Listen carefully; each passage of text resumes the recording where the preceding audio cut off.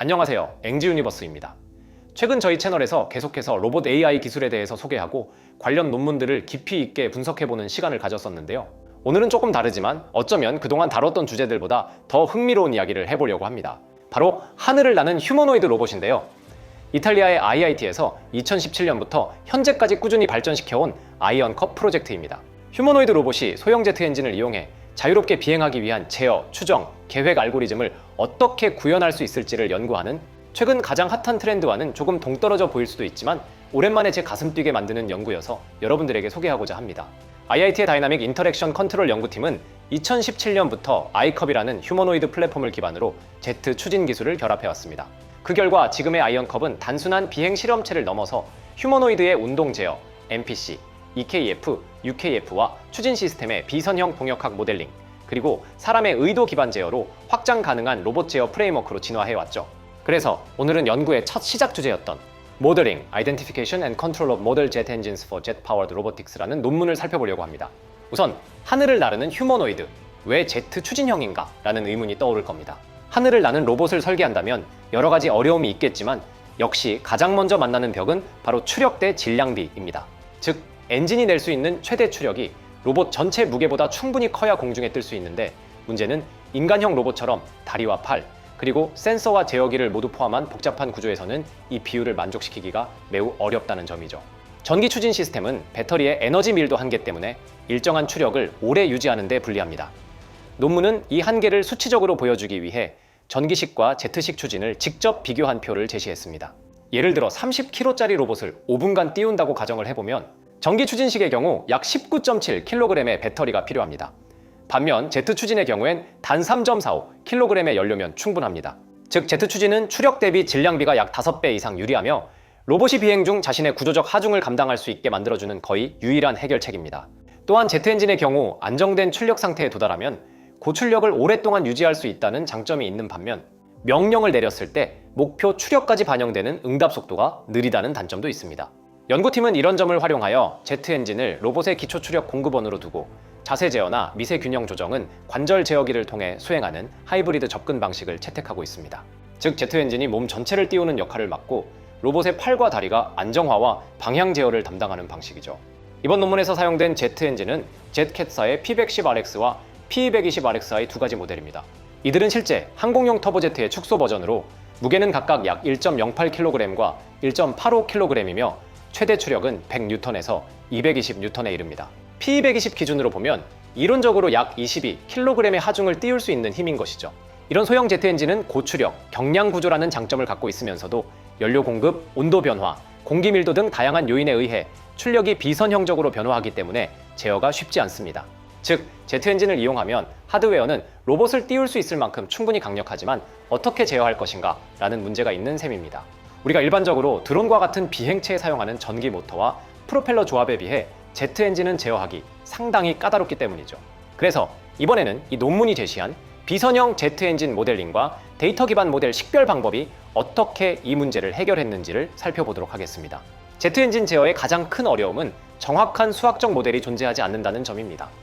항공공학에서는 일반적으로 수백 페이지에 이르는 열역학 모델과 터빈 내부 유동 해석 등이 가능하지만 아이언컵이 사용하는 소형 제트 엔진은 내부 구조가 공개되어 있지 않고 온도, 압력, 연료 유량 등 세부 데이터를 센서로 얻기도 어렵습니다. 결국 실험 데이터를 통해 시스템의 입력과 출력 관계를 찾아내야만 하는데요. 바로 이 지점에서 데이터 기반 모델링이 등장합니다. 먼저 제트 엔진을 2차 비선형 시스템으로 단순화합니다. 연구팀은 제트 엔진의 추력을 하나의 스칼라 상태 변수로 보고 이를 시간에 따라 변화한 값을 동역학 형태로 표현했습니다. 즉, 추력 T에 대한 가속도항까지 고려한 2차 비선형 미분방 정식을 가정합니다. 여기서 U는 스로틀 입력, 즉 연료 밸브 궤도율, T는 추력, T닷은 그 변화율입니다. 이 식은 소형 제트 엔진의 관측 가능한 물리량만으로 구성된 단순하지만 상당히 실용적인 형태입니다. 하지만 여전히 이 방정식의 함수 F를 어떻게 구할 것인가 하는 문제가 남았습니다. 다음으로는 신디로 지배양 찾기입니다. 이 연구의 핵심 중 하나는 바로 신디 기법을 이용해 함수 F의 형태를 자동으로 찾아낸 것입니다. 신디는 간단히 말해서 가능한 모든 비선형 항, 예를 들어서 T제곱, T닷제곱, TT닷, U제곱, TU, T닷 등을 후보군으로 만들어 놓은 다음 실제 측정 데이터와 가장 잘 맞는 항만을 남기고 나머지는 버리는 방식으로 작동합니다. 이 과정을 희소회귀라고 부릅니다. 연구팀은 56개의 후보항을 준비하고 다양한 형태의 스로틀 입력, 스텝, 램프, 사인, 칩 형태의 다양한 스로틀 입력으로 약 3만 개의 데이터 샘플을 수집했습니다. 이 데이터는 단순히 시간에 따른 추력을 측정한 것이 아니라 가능한 한 다양한 입력 조합을 실험해 본 것이 핵심입니다. 그래야만 데이터가 서로 다른 상황을 충분히 반영할 수 있기 때문이죠. 이때 이렇게 다양한 입력을 사용하는 이유는 회귀 행렬의 랭크가 꽉 차도록 만들기 위해서입니다. 회귀 행렬은 각 시점의 입력과 후보 항의 값을 모아놓은 커다란 표라고 생각하면 됩니다. 이 표의 랭크가 꽉 찼다는 말은 그 안에 있는 데이터들이 서로 중복되지 않고 독립적인 정보를 충분히 담고 있다는 뜻입니다. 즉, 열마다 다른 패턴을 보여야 모델이 각 항의 개수를 제대로 구분할 수 있는 것이죠. 만약 실험 데이터가 단조롭거나 특정한 형태의 입력만 사용했다면 회귀 행렬의 랭크가 낮아져서, 즉 정보가 중복되어서 서로 다른 항들이 구별되지 않습니다. 그런 경우 신디는 어떤 항이 실제로 중요한지 판단하기 어렵습니다. 따라서 연구팀은 스텝, 사인, 칩 등의 다양한 입력을 넣어 데이터의 다양성을 확보함으로써 회귀 행렬이 정보가 가득 차 있는 상태, 즉 모델이 스스로 식별 가능한 상태가 되도록 설계한 것입니다. 이 과정을 통해 신디가 제안한 2차 비선형 추력 동역학의 한 형태는 다음과 같이 요약됩니다. 여기서 T는 추력 뉴턴, U는 스로틀 연료 밸브 궤도율에 비례하는 무차원 입력, T닷과 T은 각각 추력의 1차와 2차 시간 미분입니다. 개수 AI는 실험 데이터로부터 추정되는 상수들이고 각 항은 다음 물리적 직관을 담는다고 생각하시면 됩니다. 먼저 A1, A2T, A3T 제곱. 이 항들은 제어 입력 U가 0인 경우에도 존재하는, 즉 시스템 자체의 내재적 특성을 나타냅니다. 예를 들어서 단순한 질량 댐퍼 스프링 시스템을 생각해보면 F는 -K1X, -K2X 제곱처럼 위치가 커질수록 복원력이 증가하는 비선형 스프링항이 등장합니다. 마찬가지로 제트 엔진에서도 추력 T가 커질수록 연소실 내 압력, 온도, 배기 속도 등 복잡한 요인이 누적되어 비선형 저항 혹은 자체 안정화 효과가 나타나죠.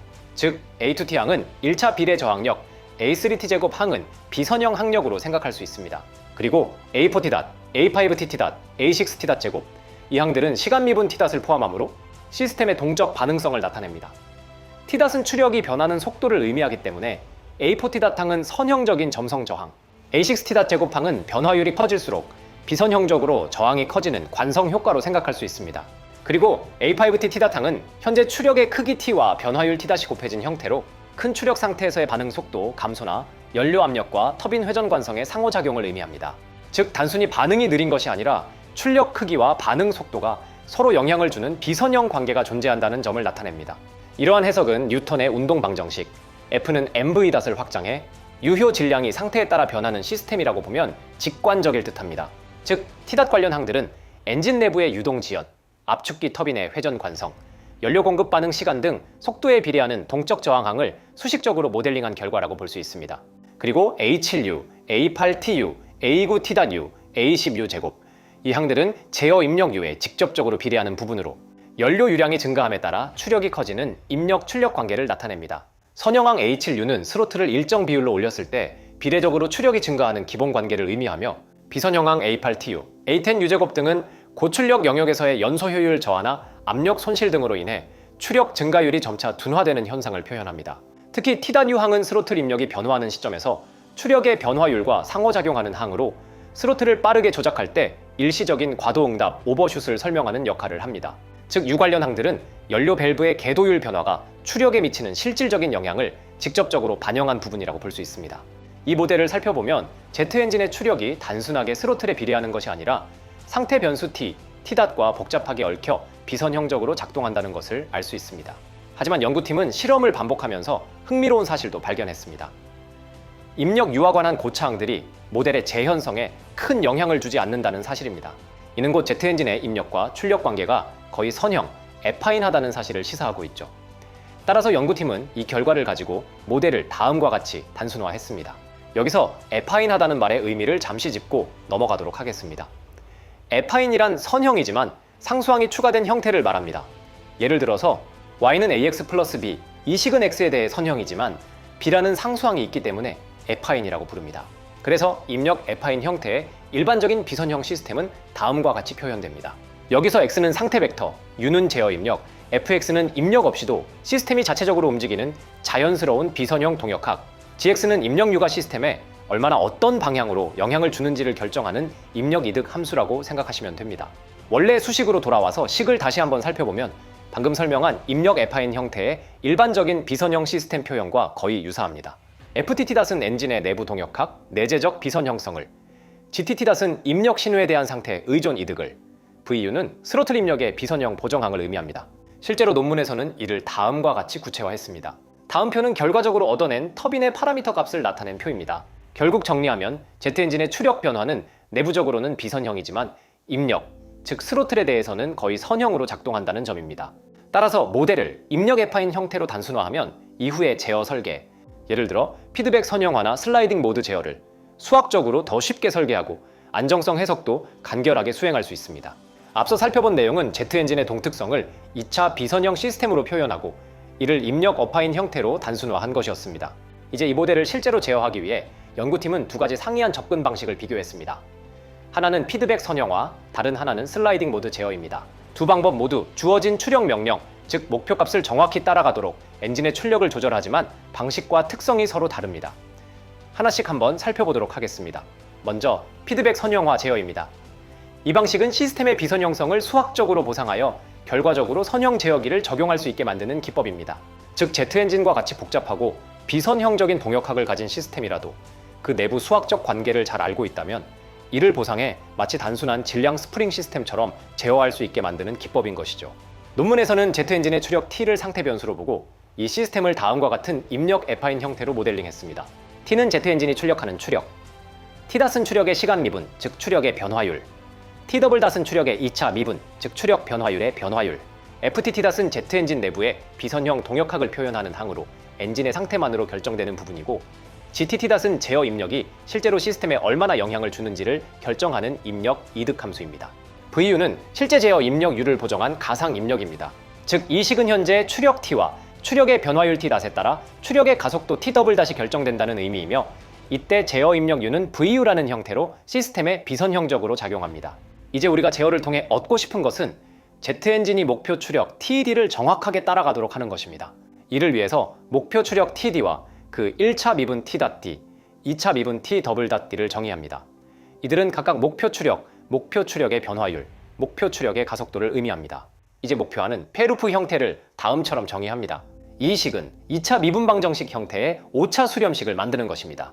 여기서 KP는 비례 이득으로 5차 E는 TD-T에 비례하는 힘을 가하는 계수이고 KD는 미분 이득으로 5차 E-은 T.D-T의 반응에 진동을 억제하는 계수입니다.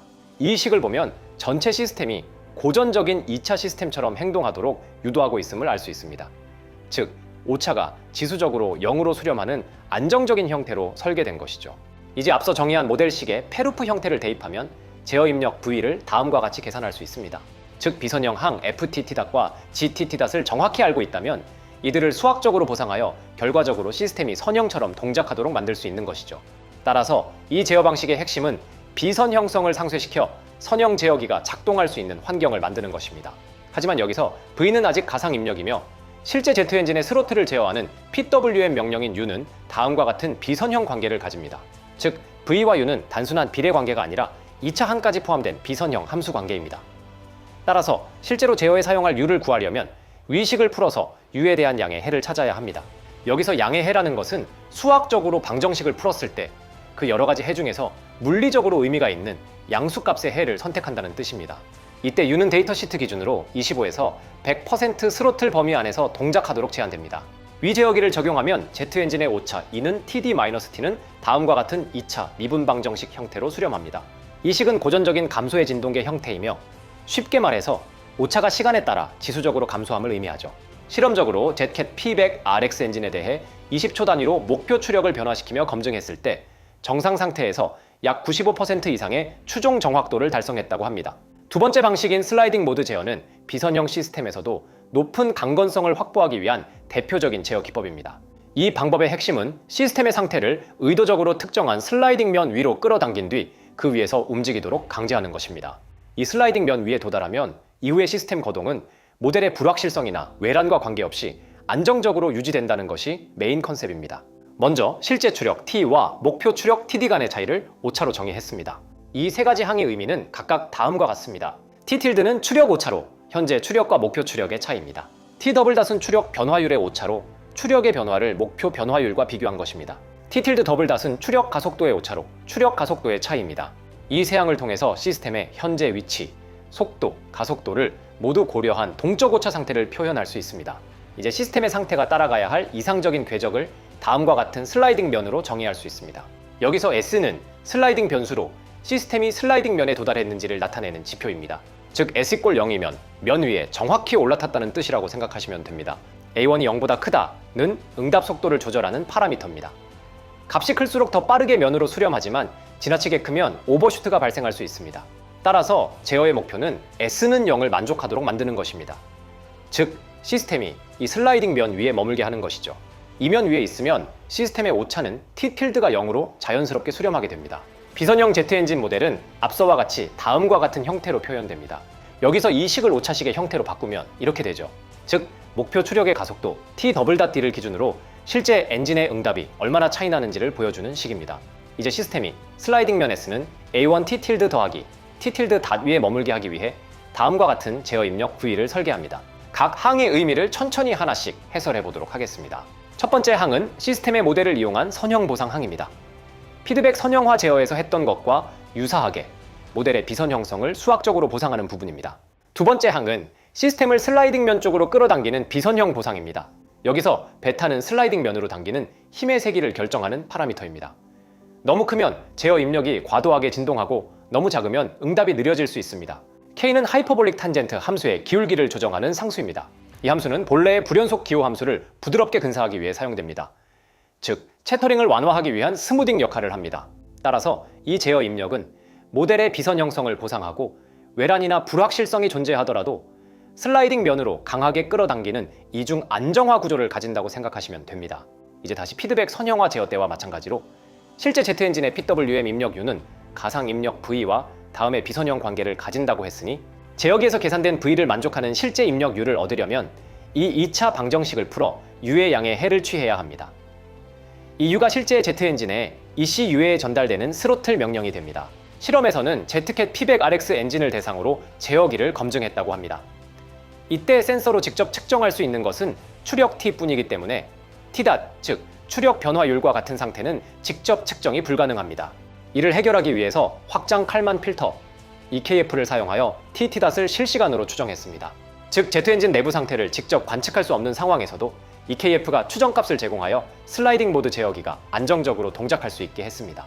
자, 여기서 말하는 확장 칼만 필터도 언급을 하고 넘어가야 합니다. 제어 이론을 공부하다 보면 굉장히 자주 나오는 개념이니 알아두시면 로봇 개발에도 다양하게 활용하실 수 있을 것입니다. 확장 칼만 필터란 쉽게 이야기해서 센서로 직접 측정할 수 없는 내부 상태를 모델과 일부 측정값을 결합하여 실시간으로 추정해주는 알고리즘입니다. 제트엔진 실험에서는 실제로 읽을 수 있는 값이 추력 T값 하나뿐이기 때문에 제어기를 설계하는데 꼭 필요한 T닷 같은 파생 상태는 보이지 않는 변수가 됩니다. EKF의 목적은 바로 이런 보이지 않는 상태를 잡음이 낀 측정값과 비선형 동역학 모델을 이용하여 가장 그럴듯하게 추정하는 것입니다.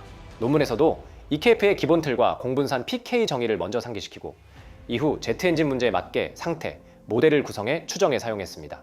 구체적으로 이 실험 맥락에서 살펴보면 EKF의 입력은 4가지입니다. 첫째, 직전 시각의 상태 추정치와 그 불확실성 공분산으로 이는 지금 시스템이 어떤 상태에 있을 것이라고 믿는 값과 그 믿음이 얼마나 불확실한가를 뜻합니다.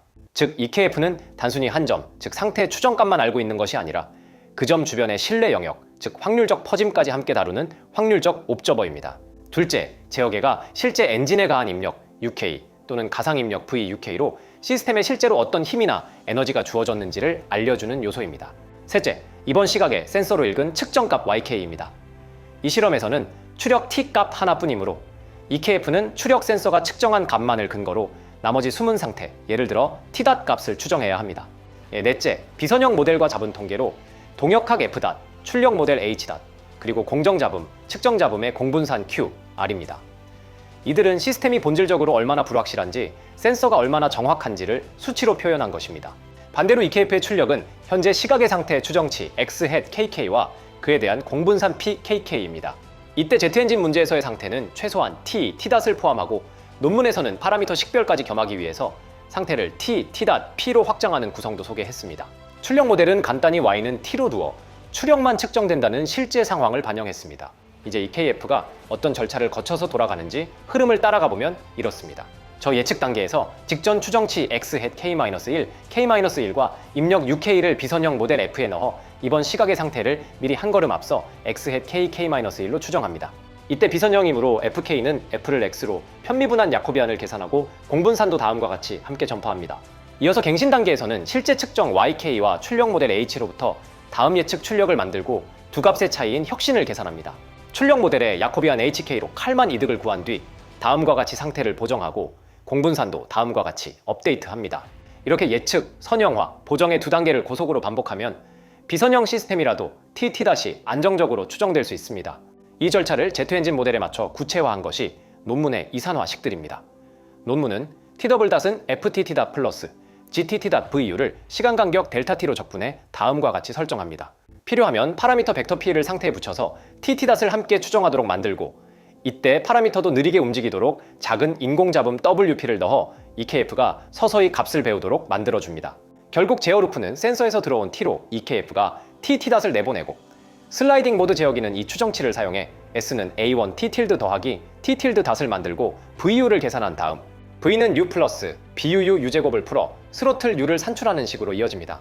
논문 실험 셋업은 전체 제어 아키텍처를 100Hz로 구동하도록 구성되어 있어 EKF 추정도 제어에 충분히 빠르게 공급할 수 있도록 설계되었습니다.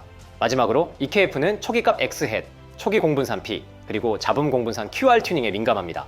논문 저자들도 파라미터 추정의 경우 초기 추정과 QRP를 여러 번 반복 조정해 수렴 특성을 개선했다고 밝히고 있는데 이는 실험 데이터의 잡음 특성과 모델 현실 불일치가 EKF의 수렴 속도와 바이어스에 큰 영향을 주기 때문입니다.